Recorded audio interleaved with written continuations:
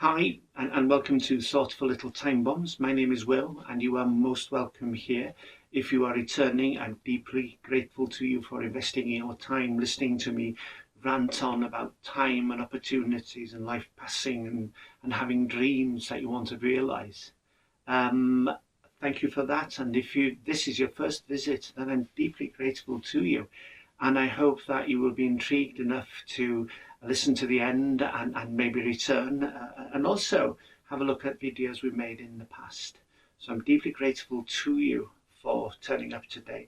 And also, if you could just take a moment before leaving to subscribe, to like, to share, and even to comment. It keeps the algorithm happy.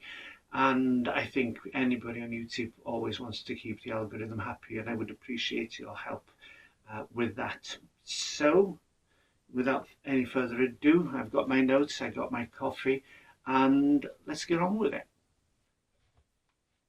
As I keep saying, my job is to just to throw ideas at you. Um, Thought Little Time Bombs comes from something I did years and years ago when I used to converse with a very good friend, and then she would go away and come back 5 minutes later and say, you keep doing that. You keep giving me things in conversation. I walk away and then it just goes off and I understand exactly what you meant. It's useful. Don't stop doing it. So this is Thoughtful Little Time Bombs. I'm going to throw ideas at you and you can ignore them. You can do what you want. Your conscious mind wants you to be stable, stuck on a sofa, watching telly, breeding, looking after babies, and that's it. And there's a part of you, your unconscious mind, all that wants to do is for you to realize certain things about yourself, live to your full potential, have dreams, work towards realizing them, maybe finding that they're really, after a number of years, they're not what you hoped they would be. But then again, you've done them, you've tried it. And one idea leads to another, and you never know where you're going to end up. There's a story of, I think it's a book. Somebody decided one day that he would stand in London and he would say yes to everything anyone asked him. And he said by lunchtime, I was in Amsterdam. So, strange things happen. And people have dreams, and people have hopes and people have ideas. And it reminds me of somebody, a story told by a friend who used to inspect buildings and for the local authority. And he was doing that in an area, in a town nearby, and he decided, I haven't seen this guy for ages, and who lived nearby, so he went to knock on the door. I think the earliest times that my friend had seen this other guy he's going to visit was when he stopped him attacking and trying to kill his brother with a pickaxe on the bridge in that town. So, curious character, daft, with strange ideas. Anyway, so he goes to the house and knocks on the door and waits and knocks again, and then he hears a voice from inside, so he anticipates that it's the person inside calling him in. So he goes in and he walks 2 or 3 steps, broad steps, into the house, and then panics and then just throws himself back flat against the wall, terror in his face. And this is my friend's a very courageous person. But he was terrified because the person he'd come to see had an idea, and the idea was he wanted open plan downstairs. Fine, but what he'd done is he'd taken out all the downstairs inner walls, internal walls, supporting walls and everything. And so my friend panicked and said, any moment now the whole building could come down and it would take the building next door. And he heard a voice from across the room. He'd taken everything down, no walls anywhere. And a voice called, I'll be with you now. And he looks across the room and there's the bloke sat on the toilet doing his business, reading the Daily Mirror with a cigarette in his mouth. It was a good idea, open plan. However, it was a council house. It was a house owned by the local authority, and this is about 30 years ago, and it cost £12,000 then. God knows what it would have cost now, 25, 30,000 to fix it. But the person had a dream. He tried it and it didn't succeed, and the council threw him out. They didn't even bother trying to recover the money because he wouldn't have it. So that's one little dream. So it's clear that there was nothing was going to be an obstacle to that person and his dream of open plan living. The fact there was a council house, the fact that he'd made his house dangerous and threatened to bring down the other person next door neighbour's house, it was fixed. My friend got the engineers in and they propped up everything. Another friend wanted to do so many things, and he complained that he didn't have the money to do it. And I think what we're talking about this week is obstacles. Where lies the obstacle? Is it external to us or internal to us? And is it psychological? Is it behavioural? Or is it anything else? He complained that he didn't have the money for doing things, and one of the first things that even welfare benefits office will do is look at your outgoings. How much money are you spending compared to how much money is coming in? And he said, I only smoke a single packet of fags, cigarettes, every day, and I'll have a pint of Guinness when I go to the pub at the end of the day, have a chat with my friends, and then come home and I'll watch telly all night. He loved horror films for some reason. Anyway, so I made a calculation for him. At the moment, a pint of Guinness in Britain costs about, even local, in a rural area, costs £5. And he smokes a packet of cigarettes. Now, I haven't got a clue, 20. So I haven't got a clue how much that costs. In terms of health, I have a very good idea how much it costs, because if you're smoking 20 in a day, that's binge smoking, and that is so seriously dangerous for your lungs and anything else it passes by. So I did the calculation. So I haven't got a clue how much they cost. So I'm guessing it was about 12 quid, I think it was then. So in one day, he was pint of Guinness, £5, and £12 for a packet of cigarettes. So that's £17 a day on those two things. And a week, that's 119. Rounded up to £120 a week on cigarettes and on drink. And he was not alcoholic. He didn't drink too much. I think in general terms, 7 pints of beer is nothing. It's social drinking. It really is social drinking. And he'd walk to the pub and he'd walk back, so there was no danger to anybody else. So 120 quid a week, and you multiply by, let's say, just 50 weeks, and that is £6,000. And if you add the other 2 weeks, it comes to what did I say? It comes to 6,200 odd pounds. How much that is in euros or dollars, I haven't got a clue. So I pointed out that it's bad for you, the smoking. And I know it's almost impossible for many people to go cold turkey and stop. But what I said is that cut back. Instead of smoking 3 cigarettes in an hour and a half, smoke 2. And reduce over a period of time what you're drinking. Drink 3 nights a week. Because if you can reduce your costings by 1/3, then you will have £2,000 extra in your pocket at the end of the year. There's loads of things you can do with £2,000. An obstacle to achieving what we want to achieve. And if by the end of the year you can give up completely and then just have a couple of pints a week, my God, £5,000. You can buy a ticket to go around the world on £5,000. You won't have much to spend, but you can buy a ticket to go around the world.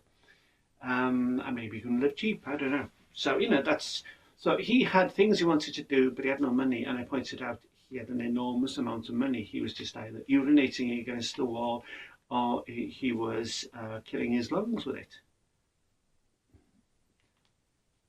My dream is simple. It's to know that I'm standing on the planet that is an oblate spheroid, which is a slightly flattened ball, that is orbiting the sun, and it has a satellite orbiting it, the moon, and it is part of the solar system, which is situated on the outer wings of our galaxy, and that galaxy will do one circuit in, I think it's about 100,000 years, roughly. And my dream is to have a visceral, sensational, to develop a visceral, a real physical sense that the world is a planet and that I am on it, that it is rotating, it is revolving, and I am traveling that way at a speed of 1,000 miles an hour. Intellectually, I can work that out. I can say, yeah, accept that intellectually. I want to feel it. I know I won't feel traveling at 1,000 miles an hour. I know I'm not going to feel that. However, I've come up with a way in which I will be able to viscerally, my tummy, my body will appreciate that and add to the knowledge I have in my mind, and then that's going to confirm it. So that's something I'm working on. I'm not working to take out internal walls, and I'm not working to continue smoking and drinking with a view to not saving money while having an enormous amount of money to spend. Another way we are obstacles to ourselves is that we allow ourselves to get older in our minds, and we persuade, maybe it's by looking at other people around us who are settled, who do not wish to do anything adventurous. And we accept that as being the norm, and we do not wish to stand out, therefore that is how we're going to behave. There are many things in life that motivate me, and one is just searching for pleasure, for joy. And I think we're designed that way, to look for comfort, for joy, for security. But, you know, good things we have, and maybe it's the world we live in where so many things are available. And as I said to my friend, you know, you've got to have the money to do it. And it reminds me, you know, why people don't do it is the question, and many reasons for that, as I said, mental, behavioural, social pressures, whatever. But there's a line out of Frank Herbert's book, Dune. I think it's a series on television now. I don't have a television, so I haven't seen it. But I remember the books. I read them about 30 years ago, and I read them a couple of times. And my hero was always Duncan Idaho. It doesn't matter how many times I read them. It was always Duncan Idaho. Anyway, Paul Atreides, the hero, Muad'Dib, he was supposed to be getting his mourning as a prince of the House of Atreides. He was to have his morning sword practice, I think, if I remember rightly. And his swordmaster in the original film was Patrick Stewart, Star Trek fame, X-Men fame, and wonderful actor, Shakespearean actor. And Paul Atreides says, no, not today, I'm not in the mood for it. And his swordmaster said, moods are for cows and lovers. Now, let's get on with it. And I love that, because it is a motivation to get things done. And as I say, again, it's one of these things I'm beginning to preach on now, which is about reducing the time between having an intention to do something and doing it. And it's the mood. I'm not in the mood. I'll do it after this television program. I'll do it in a month. First day of the month we'll begin. We'll get into, let's say, running, getting fit, going swimming, going walking. We'll do it at the beginning of the month. I think when I say I'm going to do something these days, I do it almost immediately. I think if friends call, if friends need me, family needs me, I'm there. I drop everything. That's a fact. But generally, the only thing that stops me doing something I've just intended to do is just I'll stop and put the kettle on the way. That's it. I'll put the kettle on, a cup of tea, a cup of coffee, and that's about it. I have learned that time is precious, and the most precious thing in life after relationships. And the thing is, time is important for relationships because you want to stay healthy and you want to enjoy the friendships and the love and the affection in your life. So time is incredibly precious, and this idea of wasting time watching television or just being lazy. I get up in the morning before 7. When I worked, it was impossible. Now I'm not working. It's something I choose to do, and I love doing it because by the time I've woken up, I'm in a good mood. I go out, do exercise, I come back in, I have breakfast, I wash, and then I start. I start what I want to do for the day. There used to be obstacles. There would be just inertia. There would be unhappiness. There would be lack of purpose. And what I've done is I've reduced the amount of time between things where I might stop and think and be maudlin. What I do now is just get on with it. And I do not do it in an obsessive compulsive manner. I do not do it in a manic manner. I do it in a productive way. I do it as if it's a job. I have certain aspirations. I have certain dreams. They are complicated. They need some work done on them. I know that time is always receding away. No, it's not receding. Time is coming, the end of time for each of us is coming closer. But I know that if I work in manically, I will make a mess of it. If I work obsessively, I will make a mess of it. But if I work with determination, I can achieve things. And by obsessive and manic, I mean I have a diary. I have 2 things I do in the morning, which is exercise and probably French. And in the afternoon, I have 2 other things I do, projects. And in the evening, after tea, supper, 7 till about 9, I have other things I do.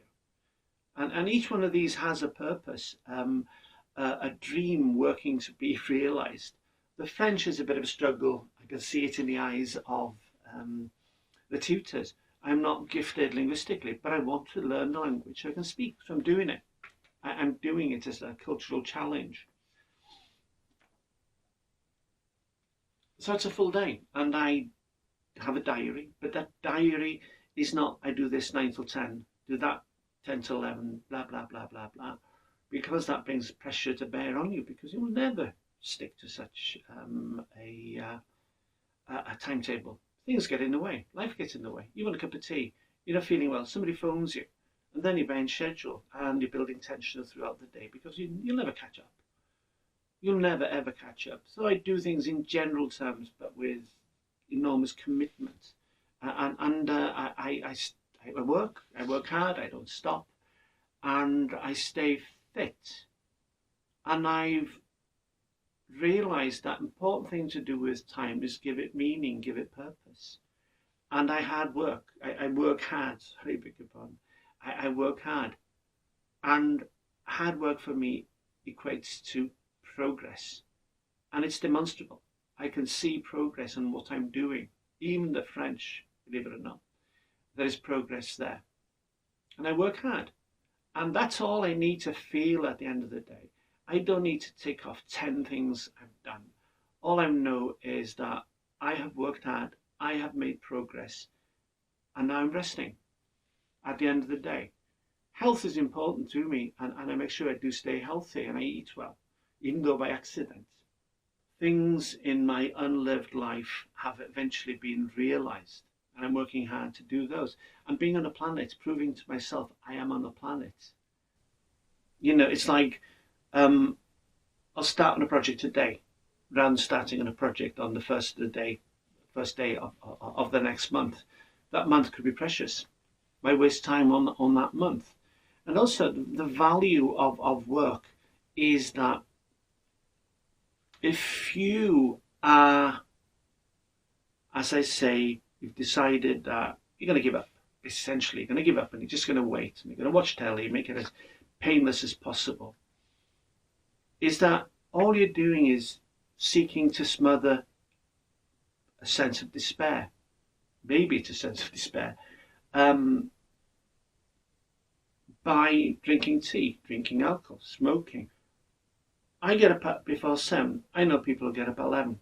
They finished work and work seemed to be their purpose. And after that, they seem to have no purpose. It was as if their ideas and everything came from conversations with colleagues, which is good. Colleagues do things, friends do things together, and you can gain energy from each other. But having settled down to retirement, heading for, I don't know, let's say late 60s, they've already given up. I watch telly till about 2 o'clock in the morning, get up at about 11, watch telly again, have a ciggy, and that's their lives. Whereas it is a life of silent despair, of silent despair. And we spoke last time about Eric Berne of transactional analysis, humanist psychology, very supportive psychology, in which the idea of the treatment of the conversational, person-centered therapy is to help you live a good life today, live a good life tomorrow, live a good life the day after that, and so on.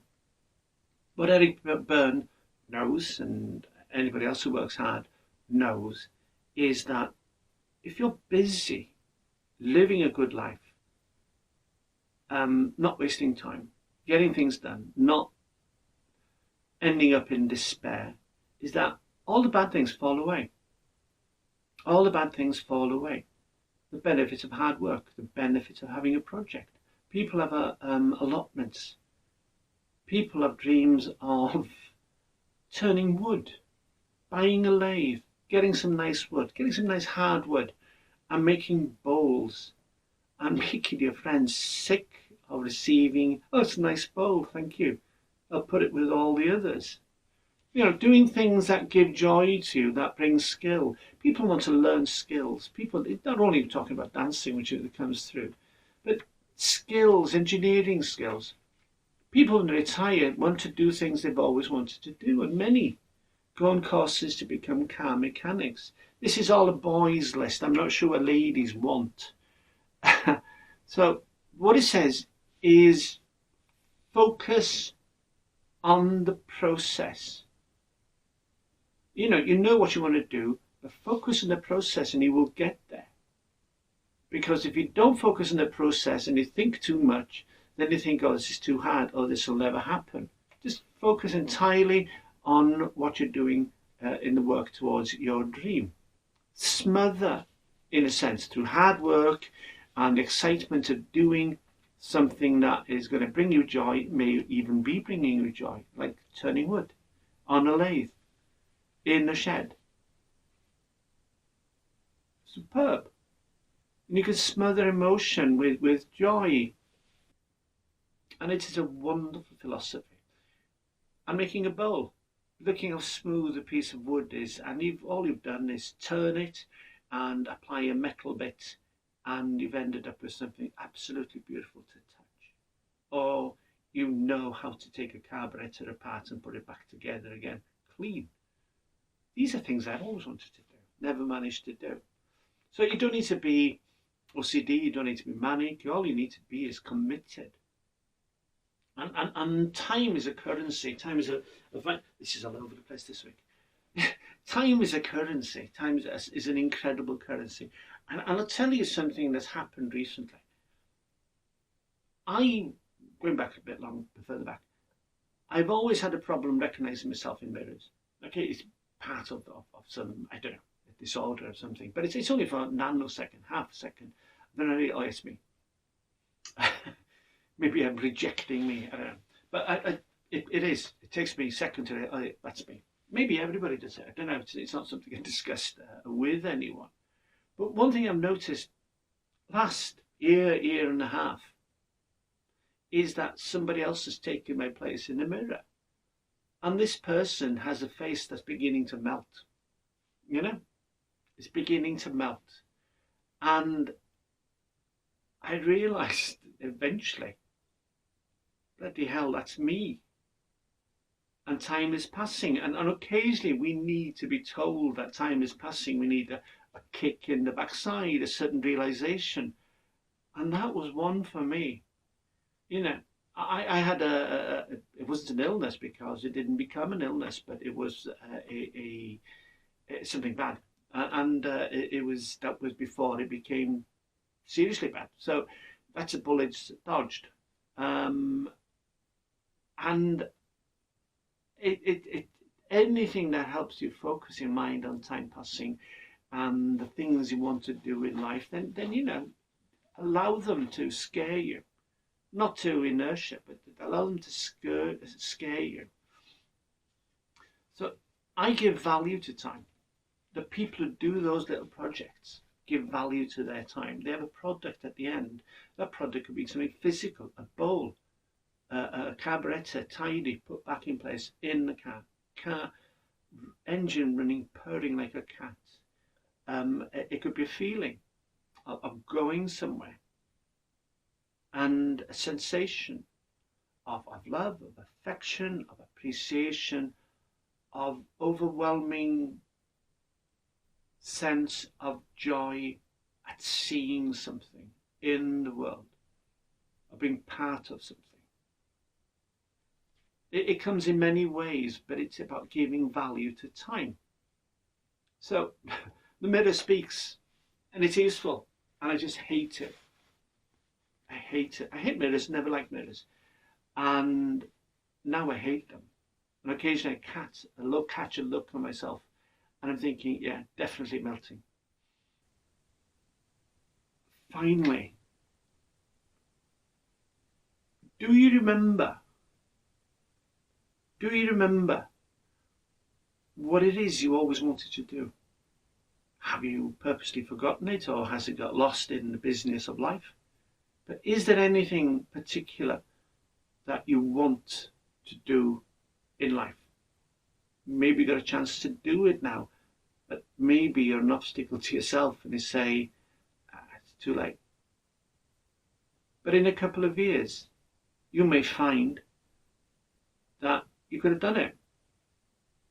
So why not do it? Do not waste time sat on your backside, watching telly, eating biscuits, smoking cigarettes, drinking too much beer. Do something. Or cut back on those things and do something. Get some excitement back in your life. Do those things you've always wanted to do. Allow it to happen. You can allow yourself to lose hope. And you can allow yourself to do the opposite, which is to find hope. Forget about thinking in terms of hope. Just doing things, practically doing something. Learn how to make bowls. Irritate the hell out of people, and expect to see them when you go around. So every time he's here. Put the bloody bowls out. Again, a rant. There was organisation in there once. But once I get going, that's it. These are important things. These are very important things in my life that I must do. The phone, no peace for the wicked. It's important to do things. Somebody say we're human beings, not human doings. But I assure you, you reach a certain age and you're a human being. You're just being stationary. You're being inert. It's time to carry on being a human doing. To have no regrets, or as few regrets as possible. To have a list of things that you wanted to do and you've done most of them. That your life, when you think you are slowing down, is when you became adventurous and started doing things that you were dreaming about doing when you worked and hated working. Let's get on with it. Life is brief. It's running out. I feel it. I look in the mirror, the melting face person knows it and is sneering at me. So, until next time, I hope something in there goes off for you. at the moment, this is all for entertainment. I hope I'm entertaining you. I hope that you're not too bored. But I'm hoping there is something that may go off and it may give you an idea directly, indirectly, about what to do, how to do it, when to do it, and how to not sit on your backside on the sofa. Don't do it. If that's what you want to do, then fine. But life's brief. It's a gift. It's an incredible privilege. This is it. I think that this is no rehearsal for anything else. I think this is it.